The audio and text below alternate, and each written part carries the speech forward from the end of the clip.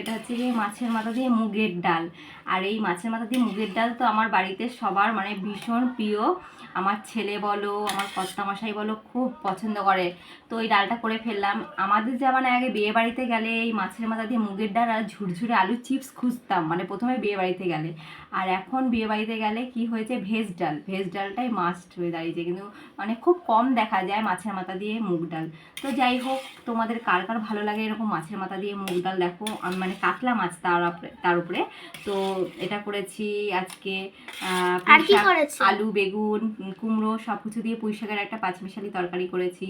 সাথে চিপস আছে, পটল ভাজা আছে। তো আমাদের আজকে এরকম হালকা মেনু, ঠিক আছে?